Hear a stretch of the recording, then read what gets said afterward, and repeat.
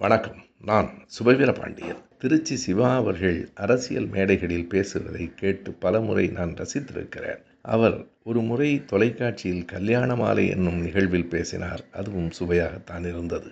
அந்த பேச்சின் இடையில் ஒரு கதை சொன்னார். மேடை என்னும் வசீகரம் என்னும் தன் நூலில் அதனை அவர் பதிவும் செய்திருக்கிறார். ஒருவன் ஒரு பறவையை பிடித்து கொண்டான். அந்த பறவை கெஞ்சிற்று, என்னை விட்டுவிடு, உனக்கு பயன்படுகிற 3 அறிவுரைகளை நான் தருகிறேன் என்றது. நம்பி அதனை விட்டான். அந்த பறவை முதல் அறிவுரை சொன்னது, எப்போதும் வாழ்வில் செய்த தவறுகளையும் இழந்தவைகளையும் எண்ணி கலங்காதே.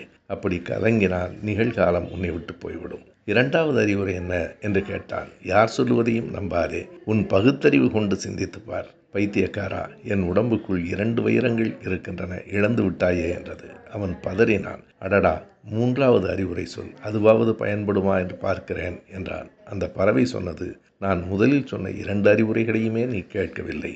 இழந்ததை நினைத்து வருந்தாதே என்றேன். அதைத்தான் செய்து கொண்டிருக்கிறாய். பகுத்தறிவு கொண்டு ஆராய்ந்து பார் என்றேன். ஒரு சின்ன பறவை என் வயிற்றுக்குள் 2 வைரங்கள் இருக்கின்றன என்று சொன்னால் அதை கூட நீ நம்புகிறாய். போதும், 3வது அறிவுரை எதுவும் உனக்கு பயன்படாது என்று சொல்லிவிட்டு அது பறந்து போய்விட்டது.